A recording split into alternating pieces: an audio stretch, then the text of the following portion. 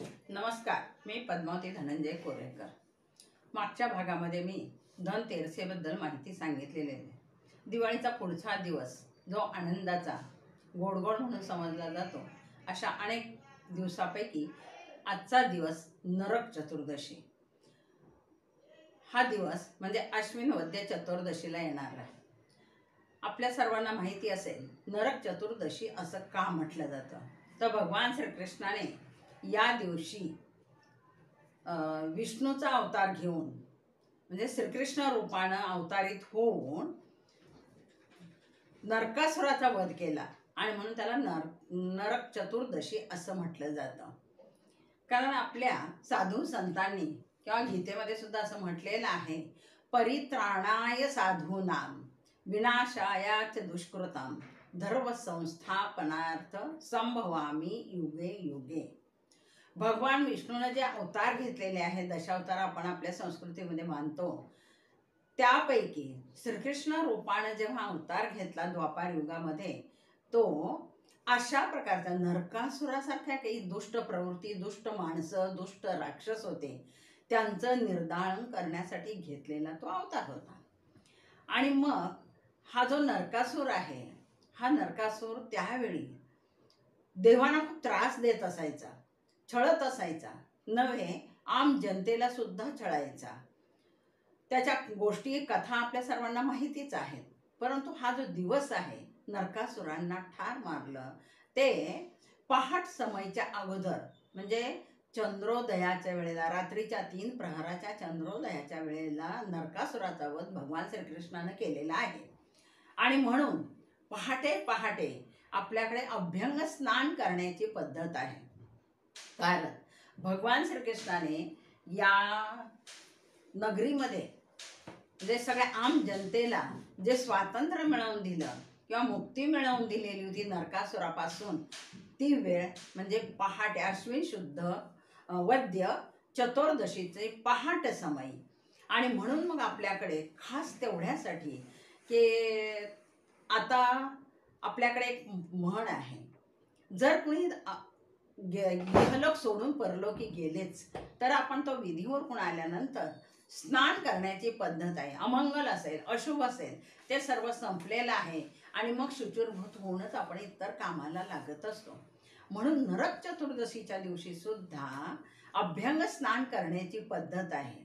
आणि हे अभ्यंग स्नान म्हणजे उटणे लावून, सुगंधी तेल वापरून, स्वतः तर घरातल्या सर्व कुटुंबियांनी ती आंघोळ करायचीच। घरातल्या महिला सुवासिनी, आजी पणजी नेहमी मुलांना सांगते, लेकरांना, नातवंडांना, पंतांना सांगते की सर्वांनी चांगल्या आंघोळ्या करा, उटणं लावा, तेल लावा आणि प्रसन्न व्हा, नवीन कपडे परिधान करा। का तर आजचा दिवस चांगला आहे। कोणता? ज्या वेळेला नरकासुराचा वध भगवान श्रीकृष्णाने केला, त्यावेळेला आम जनता सुखी झाली होती। तद्वत आपण सुद्धा सुखी, आनंदी, प्रसन्न मनानं येणाऱ्या दिवसांना सामोरं जायचं असतं। आपल्या जीवनाचा प्रवास सुखकर हो म्हणून आपण सज्ज व्हायचं असतं। आणि दिवाळीचे हे 4-5 दिवस आपण त्याच दृष्टीनं साजरे करत असतो। तर आपल्याला माहिती आहे, हा जो नरकासूर आहे ना, प्राग ज्योतिषपूर नावाची जी नगरी होती, तिथला तो राजा होता। देवदानांना तो खूप छळीत असायचा। आणि मग ह्या नरकासुराचा जेव्हा भगवान श्रीकृष्णाने वध केला, तो काही वध सहजासहजी झालेला नव्हता। कारण त्याला स्त्रीशिवाय कोणाकडूनही मरण येणार नव्हतं, असा एक वर त्याने मिळवलेला होता ब्रह्मदेवाकडून। आणि त्यामुळे तो अति मदोन्मत्त झालेला होता, धुंद झालेला होता। त्याला एक अहंकार झाला होता आपल्या साम्राज्याचा, आपल्या बळाचा। आणि मग त्याने काय केलं, त्या श्रीकृष्णानं ठरवलं की नाही, काही झालं तरी आपण याचा वध करायचाच। आणि मग तो वध करण्यासाठी त्यांनी काय केलं, सुरुवातीला माहिती आहे, भगवान विष्णूंना माहिती होतं श्रीकृष्ण अवतारामध्ये की याला जर स्त्रीच्याच हाताने मरण आहे, तर सत्यभामा सहज भगवान श्रीकृष्णांना बोलली की मी पण येणार आहे तुमच्याबरोबर आजच्या युद्धाला, कदाचित ते वधवून घेण्याचं कामही भगवान श्रीकृष्णानं म्हणजे विष्णूनच करून घेतलेलं असावं. आणि मग जेव्हा भली मोठी सेना भगवान श्रीकृष्णानं सज्ज केली त्याच्याकडे युद्धासाठी जाण्यासाठी, तेव्हा सत्यभामाई त्यांच्याबरोबर होती. आणि मग युद्धाला गेल्यानंतर तो खूप प्रचंड सैन्य, प्रचंड असं बळ त्याच्याकडे होतं. आणि ते बळ असल्यामुळे तुंबळ युद्ध त्यांचं झालेलं होतं. आणि मग त्यावेळेला सत्यभामेने भगवान कृष्णाला सांगितलं, नाही, माझ्याकडे तुमचं जे शारंग धनुष्य आहे ते माझ्या हातात द्या. आणि तिने हातात घेतलं त्याचं. ते हातात घेतल्याबरोबर राग आला नरकासुराला खूप. म्हटलं, अरे तू इतका नीच असतील असं मला वाटलंच नव्हतं की तू स्वतः लढायच्या ऐवजी तू स्त्रीला पुढे, सत्यभामेला पुढे पाठवतोस. आणि मग भगवान श्रीकृष्ण आणखीन चिडले आणि पुन्हा ते युद्ध सुरू झालं. या ठिकाणी आपल्याला माहिती आहे त्या दोघांचं इतकं तुंबळ युद्ध झालं, इतकं तुंबळ युद्ध झालं की त्या युद्धाची गणती नाही. खूप सारी त्याच्यामध्ये हानी पण झालेली होती. आणि मग त्यावेळेला चिडून नरकासुरानं वज्रास्त्र सोडलं भगवान कृष्णावर. आणि मग भगवान कृष्णानं आपल्याला माहिती आहे त्यांचं जे शेवटचं अस्त्र असतं ते सुदर्शन चक्र बाहेर काढलं आणि क्षणात त्यांनी त्याचं मस्तक उडवलं. पहा नरकासुराचा वध कसा झाला. का त्यावेळेला देव खूप आधारलेले होते, भगवान कृष्णाला सुद्धा तो आवरत नव्हता.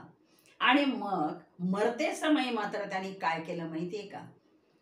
त्याला सांगितलं, हे कृष्णा, ठीक आहे तुम्हाला तर मारलंच आहेस आता, पण मला एक वर दे.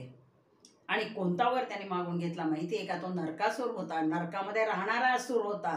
त्याने सांगितलं की मी आतापर्यंत खूपच वाईट कर्म केलेले आहेत, पण आता यापुढे तरी माझ्याकडून असं घडू दे की या दिवशी जो जो कोणीही माझं नाव घेऊन नरक चतुर्दशी म्हणून माझं नाव घेऊन जो अभ्यंग स्नान करेल त्याला कधीच नरकाचा मार्ग न मिळू दे. म्हणजे तो नरकाच्या वाटेला जाऊ नये एवढीच माझी इच्छा आहे, ती संपन्न कर. भगवान कृष्णाने तथास्तु म्हटलं आणि शेवटी तो नरकासूर संपला.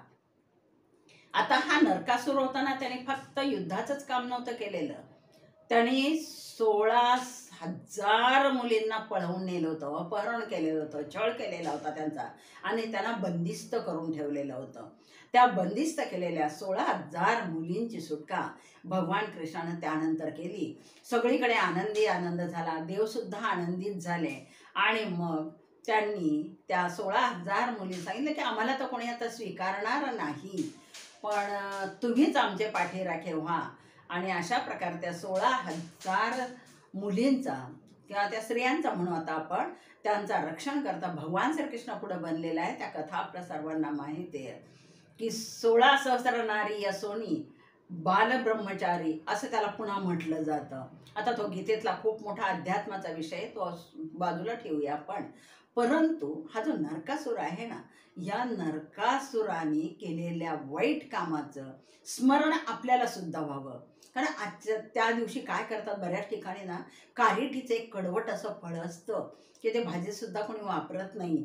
ते कारिटीचं फळ अंगठ्यानं पायाखाली ठेचलं जातं. का तर नरकासुरासारखी जी माणसं असतील त्यांना आपण ठेचायचं नाही. आजही समाजामध्ये आपल्याला असं वर्तमानपत्र वाचतो, दूरदर्शन पाहतो, घटना ऐकतो, या सगळ्यांमधून समाजामध्ये तर कितीतरी दुष्ट प्रवृत्तीची माणसं, कितीतरी अहंकारानं मदोन्मत्त झालेली माणसं आहेत, प्रचंड प्रमाणात भ्रष्टाचार करणारी माणसं आहेत, पण त्यांना कुणीही काही सामान्य माणसं करू शकत नाहीत. मग अशांसाठी तर आपण काय करायचं असं, आपला विवेक जागा करायचा, आपल्यामध्ये एकी ठेवायची, सद्विचाराच्या माणसांचा समूह जमवायचा आहे. आणि आपल्या मनातला अहंकार बाजूला ठेवून आपण जे जे चांगलं असेल ते ते करावं. दुष्टांचं निर्दालन करण्याचं म्हणून दुष्टांना कधी सहारा देऊ नये आपण. आणि त्याचप्रमाणे जे कोणी दीन दुबळे गरीब दलित पददलित असतील त्यांना जेवढा आपल्याला जमेल तेवढा आधार देण्याचा आपण प्रयत्न केला पाहिजे.